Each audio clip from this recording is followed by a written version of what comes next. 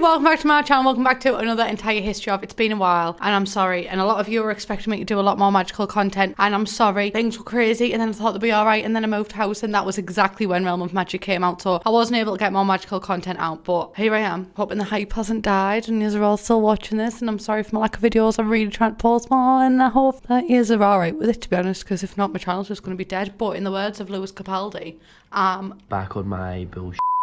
So officially, I'm back. I'm back on it. Also, I will be streaming again soon because my office is complete. I've nearly got rid of the echo. I just need to put more things up. And a podcast will also be set up soon. So make sure to follow me on Twitch, which is just Plumbella, to follow my streams. And Twitter, which is Plumbella YT, like YouTube, not like Whitey, like throw up. Anyway, on to Glimmerbrook. So Glimmerbrook is a world that was included with The Sims 4 Realm of Magic. It's described as a quiet town that has more to it than meets the eye. I also have more to me than meets the eye. And so we got that one in common. And let me tell you right now, huns, thank God it's got more than first meets the eye, because there's not there. There's 5 lots and a couple of trees. So it's a stunning world. It looks mint, but it's pretty small. And it also holds the portal to the whole Realm of Magic. We'll talk about that one a little bit later, but first we're going to get proper into the whole nitty gritty of everyone who lives here. So out of the 5 lots, 4 have got buildings on them. 1 of them is just empty. 1 of them is a bar, because obviously that's proper super witchy, innit? Now, you know what? I'm not really here to judge. We are like a little sippy civvy of the devil's neck. Just 1 lot has nothing, and then 1 lot has a small cottage, which states that it's a nice simple place with the best fishing spot, as well as a nearby location for your Simstagram photos, because that's what we're bothered about when we're buying a magic pack. But anyway, it's still the perfect place to alley-oop. Let's get in the families. So I would have done a video on each individual family, but I'm not gonna lie to you, there wasn't enough there. So I've decided to just conglomerate. Is that a word? Have I just discovered? Is that a word? I don't know. But I'm gonna just mix them all together into one. So unlucky lads, apologies. I'm sorry. So the first family are the amicable acolytes. There'll be a lot of mispronunciations in this one, I'll just tell you that one. So this one has Grace and Tormax, and they live at Creekside Corner, which is an odd house, to be honest, but apparently it has breathtaking views, so there you go. And the roommates, and have been ever since the first became spellcasters, and they were roommates. Like a nervous tick, I have to just quote the vine if I see it. So the crack with these is that they both have normal day jobs, but their main priority is the whole magic and spellcasting. They're having a competition with themselves to see who can get to the highest ranking first, so I love that for them. Someone needs to grab Abby Lee Miller, because she loves pitting 2 people against each other, doesn't she? I want this kid with me! I don't want her with you! And Grace, will focus on her now. She's non-committal, a goofball, romantic, and a collector, and she aspires to be a purveyor of potions. I aspire to be a surveyor of potions. Masters, am I right? Everyone always drags me for liking Snape. He was a single mother and he doesn't deserve it. Grace is also a level 3 in cooking, a level 3 in logic, mischief, and mixology. And surprisingly, she's an acolyte, which is level 3 spellcaster. And I'm saying surprisingly because the Sims don't really put much effort into the Sims in The Sims 4. They're just kind of left by the wayside, and it's like, yeah, you make the story. But I'm surprised she's level 3. It's pretty cool. And she also knows a lot of people. This is by The Sims 4 standards, by the way, knows a lot of people. And she has actual relationships with them. So she's good friends with Tormax. She's friends with Amelia Ernest. She knows Amelia Ernest's fiance, Daryl. And she's even friends with Morgan Ember, who is the sage of untamed magic. And fun fact as well, Morgan actually turned Grace into a spellcaster. But we'll talk about Morgan more later. So Tormax as well, who Grace lives with, he's also a level 3 spellcaster, so you know what, that competition is tight. And he also is a level 3 in fishing, level 2 in cooking, gardening, and writing, which suits his day job. His day job's a writing assistant, so good on you, Tormax. And he knows all the same people that Grace does, but interestingly enough, he has a negative relationship with Daryl Charm, even though that's Amelia, his friend's fiance. Right. I could be reaching. In fact, I probably am reaching. Most likely, yeah, I am reaching. But my opinion is this. Tormax was actually in love with Amelia. Just hasn't really admitted it, right? And one of Amelia's traits is perfectionist. And we'll talk about Amelia more later, but her trait is perfectionist. So, because she's just like a new spellcaster and everything like that, she's not that good at it. She couldn't really go with people that are still trying to perfect themselves, you know, because she's a perfectionist. She wants the best. So that's why she went with Daryl. Because the Charm family are quite a prestigious witching family. So, I mean, quite prestigious out of the 2. There's 2 witching families. So out the 2, they're the most prestigious out of the 2. It's 50-50 chance, you know. And to be honest, with the whole perfectionist thing, I probably most definitely am reaching, but it's alright, just let a girl live. I still think that they had some form of relationship though, and Amelia chose Daryl, her current fiance, over Tormax, and that's why Tormax dislikes him, because it's just a bit weird, you know. Why else would you dislike him? Or maybe Daryl is just a bit of an Either way, I do really enjoy this little bit of drama that the Sims team are adding in though, because it is much needed. So you know what?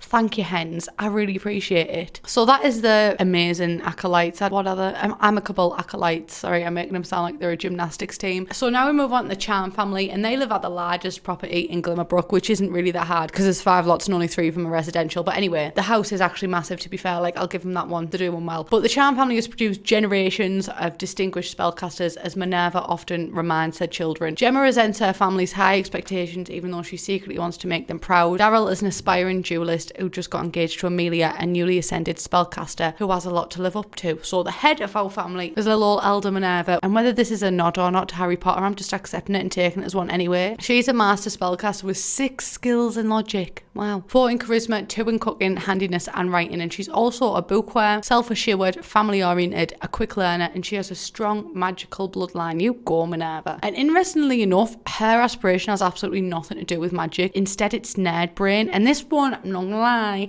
kind of shocked me because of how much emphasis she puts on her family being like the best spellcasters, but her own aspiration isn't even about spellcasting. So I just thought it was pretty interesting little tidbit. I enjoyed it. She doesn't know Grace or Tormax from the amicable acolytes, but she does know every single sage. Sages are basically part of the wizard school, so you go there and you can learn about untamed magic, practical magic and mischievous magic from them. So she knows every single sage, which makes sense because she's quite an established witch. Don't know if you've picked that one up. But I am a little bit iffy with this one because it's class that she knows every sage, and I'm good. Like, I'm happy with that one. But also, in this small town of 5 lots, 4 buildings, 3 residential buildings, 2 wizarding families, do you not think that they should know each other? I said this in my review of the pack, but like, they really should, shouldn't it? That should be like, okay, if there's 2 families, both in this wisdom world, and they're both wizards and witches, maybe they should know each other. I feel like that was a base that should have been covered, but maybe in The Sims 5, Anyway, enough about Minerva. So she has 2 children, Daryl, who we mentioned a little bit earlier, and also Gemma. So we'll talk about Daryl first because he's the eldest child, and the eldest children always get the most attention, don't they? Clearly speaking from my own fractured family experience.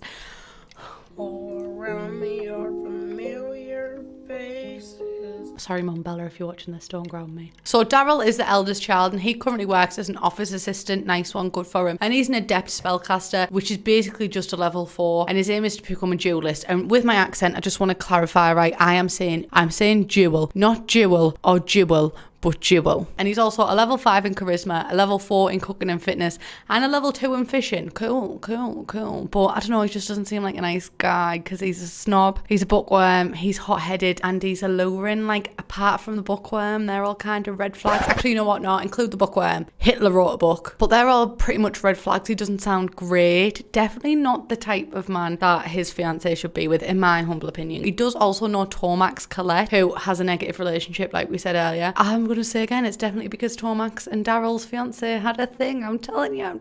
Speaking of which, let's move on to his fiancée. So Amelia is probably my favourite. Like, she's the underdog in all this, and I support her 100%. She's an apprentice spellcaster, so she doesn't fit in with his family at all. They're all really established witches and wizards, and she's like, hey, just popping in, hello. So she hasn't really got anywhere yet, but she's doing mint in a day job, to be honest. She's a head mixologist, so does she even need witchcraft? Probably not. She's probably witchcraft away there, actually. She's clumsy, cheerful, a perfectionist, a collector, and she wants to become a purveyor of potions. She's a level 4 in cooking, mixology, and violin. No. Yeah, violin. Oh. Okay. A level 3 in video gaming, and level 2 in logic, but she just doesn't seem the type to be involved with Daryl. I don't ship it, and I might create my own drama and put with Tormax where she belongs, in my humble opinion. But she doesn't fit in with the family either, because she barely has any relationship with the soon-to-be in-laws. She's better friends with Grace and Tormax than her own in-laws, but she lives with the in-laws. I just don't get it. I don't know, man. Someone help Amelia out of this marriage, because If that's a happy marriage, I'd prefer to be unhappy. I wish them the best, though. I really do. I don't, but you just say that, don't you? And lastly, we have the youngest Charm daughter, which is Gemma. No, Gemma Charm, can you imagine? Little Sims, you'd have to fix names as well as houses. No, Gemma. So Gemma is a teenager. She's a level 2 spellcaster already. She's also a goofball, an art lover, and a quick learner. And her aspiration is spellcraft and sorcery. And she's a level 5 in mischief, level 3 in paint and charisma, and a level 2 in comedy and logic. So she's got quite a lot about her, hasn't she? Like, she's got quite a lot going for her. But like the family bio stage, she's rebelling against the family's expectations for her. And obviously, the Charm family are quite strong wizards, like the Dumbledores of Godric's Hollow. Just imagine that. To be honest, that analogy was not relevant, but if I see an opportunity to talk about Harry Potter, I'm willingly going to take it. However, even though she's rebelling against her parents, their expectations, I think it's just part and parcel of being a teenager, isn't it? Because she secretly hopes to make them proud, which you can really tell by the fact that she's currently a B in high school and she's already a level 2 spellcaster. She's a higher spellcaster than Amelia, who's an adult. I think she'll probably settle down soon. She just needs to get through this rebel phase. We all like a bad girl, don't we? So that's Glimmerbrook pretty much all summed up, but there's also, as you know, a portal in Glimmerbrook that takes you to the magical realm, which is absolutely stunning. Let's not lie. Like, is it usable? A little bit, but is it stunning? Oh, we. So the world itself is all of the source of magic, but it's being pulled apart by the swirling vortex that's around it, and the only thing that keeps it together is between the 3 houses of magic, which are practical magic, mischief, untamed. There we go, got there in the end.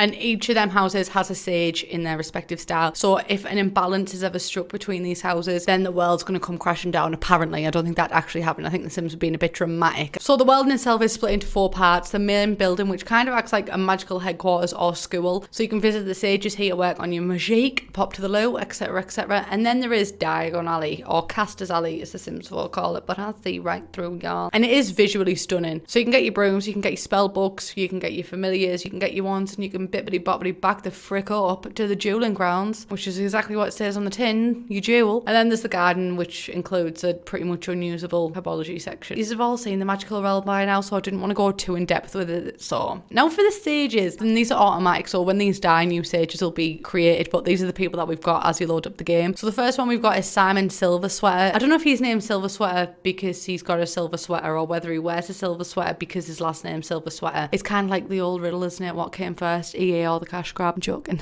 Please invite me at future events. Anywho's, Simon is the sage of practical magic, and he's the highest rank of spellcaster, as all sages are. He's gloomy, a snob, a geek, and a quick learner. That's nice. He sounds cute. I quite like him. And his aspiration is to become a Renaissance sim. So good for him. To be honest, there's not that much to say about him. Next up, we have Morgan Ember, who's part of the trailer. They're the sage of untamed magic, so they're the highest level spellcaster again. And they're outgoing, a bookworm, ambitious, and a quick learner, and their aspiration is spellcraft and sorcery. And this is the Morgan that was mentioned previously, who turned Grace into a spellcaster. So hey hen, how you doing? They also have quite an androgynous look about them, which I'm also living for, because I think Morgan is the coolest sim that has come out of the Sims franchise so far. Apart from Bellagoth, actually. Bellagoth's pretty cool, isn't she? To be honest, I'd be either of them. Last is Elle Faber with her questionable makeup and also a questionable name. And if you didn't realise, which I didn't at first, Elle Faber is a nod to the Wicked Witch of the West's name in Wicked. And I associate the Wicked Witch of the West more with Wizard of Oz, in which the Wicked Witch of the West is a horrible, terrifying human being. And I'll tell you that one for free. And she abuses animals, to be fair. And to be honest, I think the actress who played her maybe played too much of a good job, because I think I'm actually quite terrified of her, because me and my sister used to love that film when we were kids, and now I just can't watch it anymore because it makes us feel sick. So I think we're scarred for life. Thanks for letting me get that out of my system. I think it might be painfully obvious, but in case you haven't already clicked, I am in fact a massive wimp. I'm a sleep with the light on kind of girl. But thankfully, in The Sims 4, Elle Faber is a lot less scary. Not an ounce of green in sight, and she's a sage of mischief magic as well, so she might look like she's nicer with the pink hair and everything, but I do think that she still is truly the Wicked Witch of the West, because to be honest, everything I said just there can be backed up by her traits. She's mean, she's dastardly, like, yeah, she's also a genius and a foodie, but that means absolutely nothing to me because she's mean and she's dastardly, so I don't have time for her. She scarred my childhood. And her aspiration is also Chief of Mischief, which 100% makes sense, but she's only a level 9 in Mischief, so you can't win it all, can you, hen? She's also a level 5 in cooking and a level 3 in comedy and gourmet cooking, so honestly, do I like it? No. But is that a year's fault? Also no. I think it's just my own personal issues that I might have to work through here, so wish me luck. But that is the entire history of Glimmerbrook. I really hope you enjoyed it. It's been quite a while, but I love this series, so thank you all for joining. Thanks for putting up with me while I've decided to do a master's and then move house. I appreciate you. Please leave a comment as well saying which entire history of you want. I'm open to doing, like, not even just families, but entire history of trades. I know that you want one of food, so that one will be coming soon as well. And just comment what you think of this and the pack in general if you want, but please subscribe if you haven't already. Thanks for watching, and I'll see you in the next one. Bye guys. My hair will be more pink, that's all in the next one, I think. Okay, I love you.